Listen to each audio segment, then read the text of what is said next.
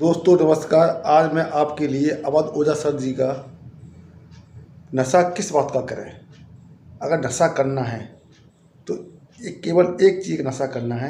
ये ओझा सर ने बताया है, कमाल का बताया है। आप इस वीडियो को पूरा देखें तो आप समझ आए कि लाइफ में हमें किस चीज़ का नशा करना ज़रूरी है। ये वीडियो मैं अपने चैनल पे बीच बीच में इसलिए लेके आता रहता हूँ क्योंकि मैं भी उनसे ओझा सर से सीखने की कोशिश करता हूँ। और आप तो जानते ही हैं कि ओझा सर की स्पीच कितनी बेस्ट स्पीच होती है, कमाल की स्पीच होती है। आप वीडियो को पूरा देखें और देखें कि नशा किस बात का करना है। लाइफ में आगे बढ़ना है तो नशा किस चीज़ का ज़रूरी है। अगर तुम्हारा सपना तुम्हारा नशा है तो तुमको भगवान भी हरा नहीं सकता। बहुत बड़ा मंत्र है सर ये। अगर तुम्हारा सपना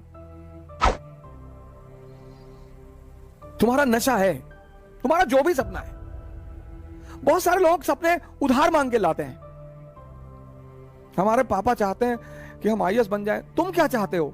नहीं, हम तो बैंक में भी काम कर लेंगे। तब तुम नहीं बनोगे, तब तुम नहीं बनोगे, क्योंकि बनना तुम्हें है और वो तुम्हारा नशा ही नहीं है।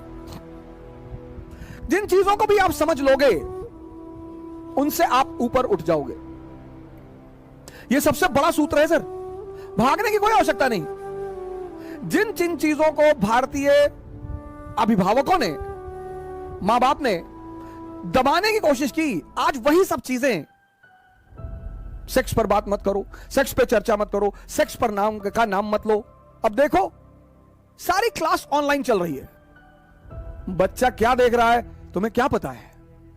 अब वो समय है जो आपको बताना पड़ेगा सर, बोलना पड़ेगा। क्योंकि जब भी कोई चीज हम बाहर से सीखते हैं तो बड़ी विकृत रूप में सीखते हैं सर।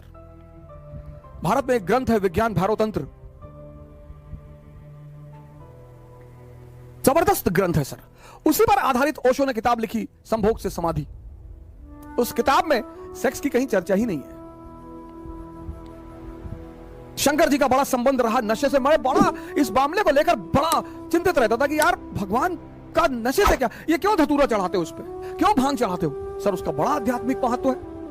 उसका इतना आध्यात्मिक महत्व है कि अगर हमारे देश का आदमी समझ जाए उस बात को, और वो सबके लिए है सर।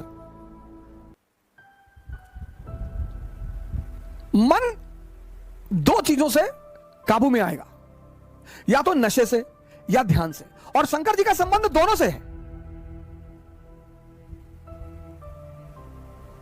मजेदार बात देखिए, प्रथम योगी माने जाते हैं विश्व के, ब्रह्मांड के। मन जो है वो दो चीजों से काबू में आएगा, एक तो नशे से। पर नशे से वो कुछ समय के लिए आएगा, कुछ समय के लिए आपको दुनिया का सारा दर्द भुला देगा, 4 घंटे 5 घंटे 6 घंटे, लेकिन 6 घंटे बाद वो फिर जिंदा हो जाएगा और दर्द हो जाएगा। फिर जब और दर्द हो जाएगा तो व्यक्ति फिर और नशे की तरफ भागेगा। फिर ऐसा हो जाएगा कि वो नशा उसे मार डालेगा। तो वो नशा, वो धतूरा, वो भांग, वो गांजा, ये जितनी भी नशे की चीजें हैं, ये भोलेनाथ पे चढ़ाई जाती है कि प्रभु ये तुम ले लो और ध्यान हमको दे दो। भारतीय संस्कृति के सुपरस्टार है सर, सुपरस्टार। पौरुष पर बल देते हैं, कपड़े पे ध्यान मत दो, कुर्ता पजामा डाल लो, निकल लो। ताकत होनी चाहिए कि प्रधानमंत्री के दरवाजे पर खड़े हो जाओ तो भागते हुए बाहर आ जाए। ये सब सूचना दे रहे हैं वो। टाई वाई लगा के, 50,000 का जूता पहन के, डीओ लगा के क्लर्क के सामने जाके खड़े हो कि विधायक जी से मिलना है। वो बैठा है, विधायक जी से मिलना, विधायक जी बिजी है। पता लगा विधायक जी अंदर दहला पकड़ खेल रहे हैं। बहुत सारे लोग जीवन यापन के साधन ढूंढ रहे हैं, एम्प्लॉयमेंट के साधन ढूंढ रहे हैं। बहुत सारे लोगों को महत्वाकांक्षा और जीवन यापन में फर्क ही नहीं पता। महत्वाकांक्षा एक नशा है।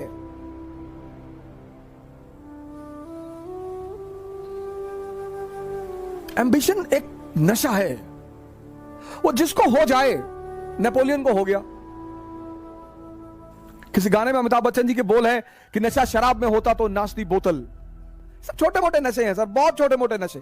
अगर ये आपको प्रभावित करते हैं तो आपका मन विकसित नहीं हुआ सर। नशा तो पद का है सर। आप ये चेक कर लीजिए आपको जीवन में नशा किस चीज का है। अगर इन छोटी मोटी चीजों का है तो आप रह जाएंगे फिर वहीं पे। आप अपना नशा भी चेक करिए सर।